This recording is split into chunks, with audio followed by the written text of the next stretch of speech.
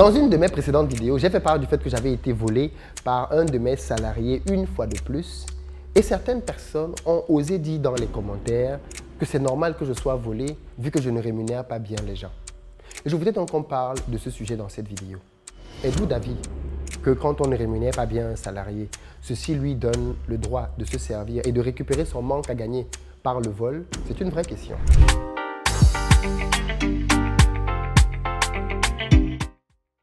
Salut à toi et bienvenue sur ma chaîne, moi c'est Philippe Simo. Ici je te parle de business, de mindset, parce que c'est avec ça qu'on va améliorer notre continent. Donc si toi aussi tu veux participer à l'aventure, tu t'abonnes maintenant et tu partages les vidéos. Pour ceux d'entre vous qui êtes en Côte d'Ivoire ou qui arrivez prochainement à Abidjan, que ce soit pour la CAN, pour les fêtes de fin d'année, c'est maintenant qu'il faut préparer votre voyage les amis. Les logements sont pleins, les locations sont saturées. Si vous cherchez véhicule, logement, vous nous contactez. On a des véhicules SUV pick-up berline à de très bons tarifs, neuf, pour vous permettre d'avoir un séjour sécurisé. Si vous cherchez plutôt un appartement, dans la barre de description, vous avez un lien qui vous permet de réserver pour un appartement de très bon standing, proche de toutes les commodités. Et puis enfin, pour ceux qui veulent plutôt une maison, pour vous, pour votre famille, ou alors simplement construire, contactez nos numéros qui s'affichent parce que nous construisons des maisons à Bingerville que nous commercialisons. Et nous serons heureux de vous faire participer à une de nos visites qui se tiennent tous les samedis à 15 h. Le numéro s'affiche pour la visite. Aujourd'hui, je veux répondre à un argument fallacieux de tendance malhonnête. Philippe, les gens te volent parce que tu ne les payes pas bien. Je voudrais d'abord dire aux personnes qui disent ça dans les commentaires, vous êtes des voleurs en puissance. Je veux vous le dire très clairement. Je vais vous parler de la manière la plus franche qu'on ne vous ait jamais parlé dans votre vie. Il y a deux catégories de voleurs. Il y a les voleurs qui sont déjà en action. Et la deuxième catégorie, c'est les voleurs qui n'ont pas encore trouvé l'occasion de voler. Mais ce sont des voleurs aussi, parce que le germe du vol est déjà là. Ils n'ont juste pas encore eu l'occasion de manifester ce germe-là. Vous savez, une étude a démontré que plus de 85% des gens ne sont pas satisfaits de leur job. D'après donc la logique de cette personne, 85% de ces personnes en entreprise sont de potentielles personnes qui devraient voler. Parce que si, d'après vous, le fait que l'on ne soit pas satisfait de son travail justifie le vol, ça veut donc dire que vous pensez que le vol est une arme légitime face à un mauvais salaire. Mais quiconque légitime le vol est un voleur. Je le répète ici, quiconque légitime le vol est un voleur. J'ai été salarié pendant de longues années et je n'ai pas toujours été satisfait de mon salaire. Moi, j'ai démarré ma carrière d'ingénieur à 2 000 €. Je sortais d'une très bonne école d'ingénieur en France, vraiment très bonne ingénieur. On est dans le top 20 des meilleures écoles d'ingénieurs de France. Et pourtant, j'avais un salaire de 2 000 €. Dans le même temps, j'avais des camarades qui avaient des salaires de 2 300, 2 400, 2 500 €. Ça pique un peu. Ah, mince, les gars, ils sont quand même beaucoup plus touchés. Parce que quand tu viens de commencer ton travail, l'une des premières questions que vous vous posez en tant que jeune cadre, les cadres qui n'encadrent rien, bien évidemment, mais vous vous demandez, oui, toi, tu touches combien? C'est toujours la première question. Tu es même gêné quand tu vois que tu es celui qui touche le moins. Je devais donc voler parce que je touchais moins que les camarades. Puisque le barème de mon école, c'était de 2 400 €. Moi, je touchais 2 000 €. Ça fait 400 € de différence. 400 € par mois, c'est le studio que tu peux louer. C'est pas rien. C'était une vraie différence.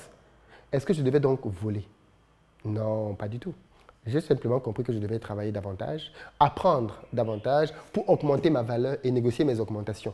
À peu près 5 ans plus tard, je touchais dans les 3 700 €. Donc, j'avais quasiment doublé mon salaire pratiquement 5 ans plus tard. Parce qu'à chaque entretien annuel, j'étais un féroce négociateur. Je ramenais mes chiffres et mes réalisations. Voilà ce que j'ai fait pendant l'année. Voilà. J'ai fait gagner de l'argent ici, j'ai fait économiser de l'argent ici, j'ai satisfait le client ici, j'étais consultant. Donc, je pense que je méritais l'augmentation. Et quand on ne me donnait pas mon augmentation, vous savez ce que je faisais? Non, je ne volais pas. Je démissionnais. J'allais ailleurs, là où je pensais qu'on pouvait me payer plus. Et ça a toujours marché. Le meilleur moyen d'avoir une augmentation de salaire, c'est de démissionner quand on a une compétence qu'on peut aller proposer à un autre client. Et c'est toujours ce que j'ai fait. J'ai toujours quitté des boîtes pour aller vers d'autres. Du coup, en 5-6 ans, j'ai fait plusieurs boîtes parce que je n'étais pas forcément toujours satisfait. Mais à aucun moment, il ne m'est venu à l'idée que je pouvais voler l'imprimante ou voler je ne sais pas quoi parce que je n'étais pas bien payé. Jamais, au grand jamais. Et je pense qu'il n'y a qu'un malhonnête, un voleur patenté, un bandit qui peut penser que parce qu'il n'est pas bien payé, il doit voler. Ou alors que parce qu'il n'est pas bien payé, il doit voler. Non, monsieur. J'ai eu un commercial, je vous rappelle de l'histoire ici, Flynn Chikapa, pour le nommer. Ou même avec Rose, j'ai aussi la même chose avec Rose, une autre voleuse, qui a travaillé dans mon entreprise. C'était des commerciaux que j'ai pris, avec qui je travaillais, qui en salaire fixe de commerciaux avaient 100 000 francs Et en variable, ils pouvaient taper sur 100, 150, 200 000 francs par mois en variable, parce qu'ils avaient des commissions. Ce jeune homme-là, sorti d'école, sans aucune expérience, que j'ai formé moi-même pour le mettre, pour le rendre compétent, qui gagnait, qui closait des clients de ma base de clientèle, a estimé qu'il n'était pas bien payé parce que les commerciaux à Paris touchaient plus que lui. Vous entendez, c'est logique? Il a estimé que pourquoi il n'a pas les mêmes primes que les commerciaux de Paris alors qu'ils font le même travail. Pourquoi on en est arrivé là? Parce qu'un jour, maladroitement, un de mes commerciaux de Paris a envoyé un fichier avec le récapitulatif des primes de Paris. Et donc, il a estimé qu'il devait avoir les mêmes avantages et les mêmes primes que ceux de Paris. Si vous pensez que la même chose, vous êtes un sorcier. C'est que vous ne connaissez rien du tout. Vous êtes totaux devant les chiffres en entreprise. Si vous pensez qu'on doit payer un commercial au Cameroun comme on paye un commercial en France, je ne sais même pas quoi dire. Avançons. Avançons. Et donc, du coup, sur cette base-là, il a estimé que non, il était victime d'une injustice. Et qu'est-ce qu'il a donc fait pour réparer l'injustice? Flynn Tshikapa a commencé les détournements. Il dit au client qu'il close, il détourne le process de l'entreprise pour demander au client de le payer lui-même. Donc, le client envoie de l'argent, il le récupère lui-même à titre personnel. Il a fait ça sur plus de 3 000 €, donc plus de 2 millions de francs. Peut-être que c'était pour récupérer. Et je parle, on travaillait depuis 3 mois. Hein. Quand on a découvert ça, on travaillait depuis 3 mois. Donc, en à peine 3 mois, pour sa première expérience professionnelle, avec un salaire qui était entre 250 et 300 000 par mois en fonction des primes, il a estimé qu'il fallait qu'il aille prendre 2 millions de francs dans la caisse en détournant le processus pour se rendre justice. Et vous avez des bandits, des mazembés, des gros voleurs qui sont venus dans les commentaires pour dire « Oui, Philippe, je comprends ce petit, c'est parce qu'il n'était pas bien payé. » Espèce de gros voleur, bandit. Tu n'es qu'un gros bandit. Tu n'as juste pas encore eu l'occasion de voler, mais tu es un bandit en puissance. Si tu penses que la solution au... Déjà, je trouve qu'il était... Déjà, je ne suis pas d'accord pour dire qu'il n'était pas bien rémunéré, c'est faux. Mais si lui-même, il a pensé... Moi, je peux penser que tu es bien rémunéré, mais toi, tu penses que tu ne l'es pas. Si tu penses que tu n'es pas bien rémunéré, Joe, tu prends tes clics et tes claques et tu te barres. Et si tu es vraiment indispensable, qu'est-ce que la boîte va faire? Moi, lors de ma dernière mission en tant que consultant, parce qu'après je suis devenu indépendant, j'ai demandé à ma boîte de démissionner. Là où je touchais 3 700 €, j'ai dit je vais démissionner parce que je voulais devenir consultant indépendant. Ma boîte m'a dit non, c'est pas possible. Ils m'ont proposé 1 000 € bruts par mois. Donc ils me passaient à 4 700 € bruts par mois. J'ai refusé. Parce qu'ils voulaient me retenir. Ils voulaient me retenir. 4 700 € bruts par mois. Je me suis dit, mais dis donc, vous pouvez me payer ça depuis tout ce temps, vous ne l'avez pas fait. Pourquoi il fallait que je vous dise que je suis en train de partir pour que les vrais chiffres sortent? Mais je suis parti, j'étais déterminé. Quelques semaines après, j'avais déjà un client aussi, hein, j'avais un client en vue. Donc je suis parti, mais quelques jours après, je touchais 12 000 € pratiquement par mois. Brut, on est d'accord, brut. En société, on est d'accord, il y a toutes les optimisations à faire derrière. Mais c'était 12 000 €. Et donc, à partir de là, j'ai commencé à thésauriser. Mais si vous êtes vraiment bon, eh bien, le jour où vous allez dire que vous partez, c'est ce jour-là que vous allez voir si vous êtes vraiment bon. Moi, j'ai des salariés qui pensaient qu'ils étaient trop bons. Ils m'ont dit, ouais, je m'en vais. Je leur ai dit, ouais, au revoir. Ils étaient choqués que je leur dise pas, mais tu ne veux pas rester. Non, parce qu'en fait, moi, je n'ai pas le sentiment que tu sois trop bon. C'est toi qui pensais dans ta tête que tu es trop bon. Donc, quand tu vas me donner le boulevard pour dire que tu t'en vas, c'est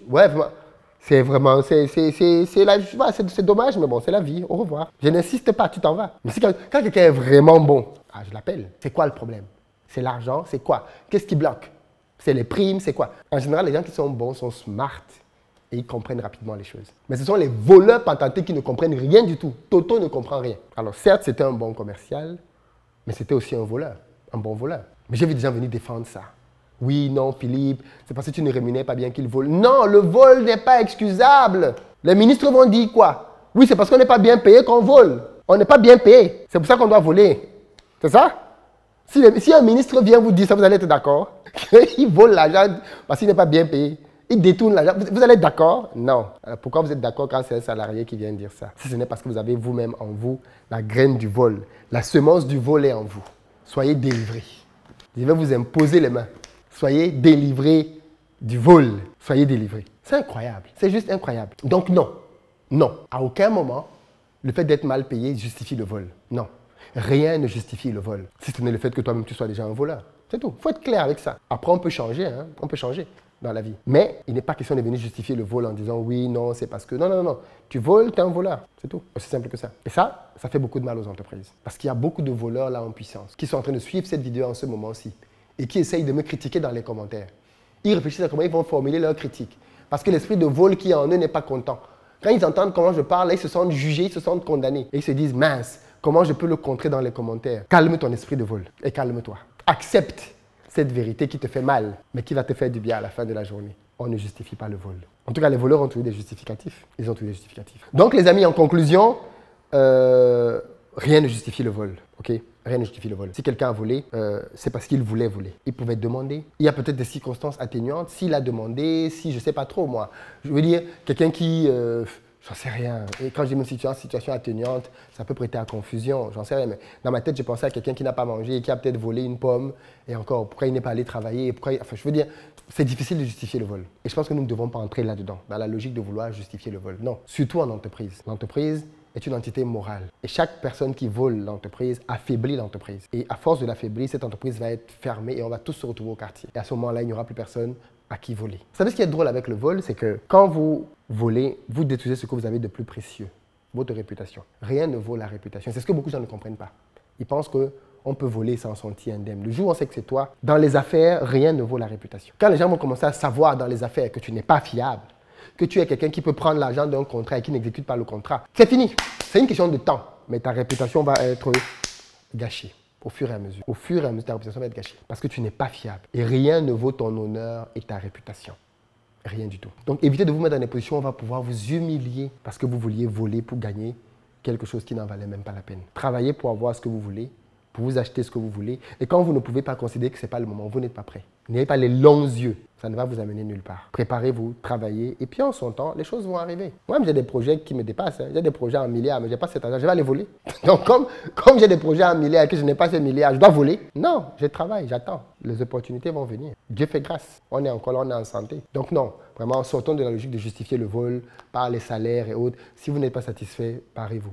Et je pense qu'il y a beaucoup de salariés dans le monde qui ne sont pas satisfaits de leur position, mais qui ne volent pas. Donc, pas venir justifier le fait que, soi-disant, quelqu'un n'étant pas satisfait a volé. Ceux qui font ça, ce sont des voleurs eux-mêmes. Bon, ne vous fâchez pas. Hein. C'était pas pour... Vous voyez qui commence à mettre les organes. Oui, mais... Ne vous fâchez pas.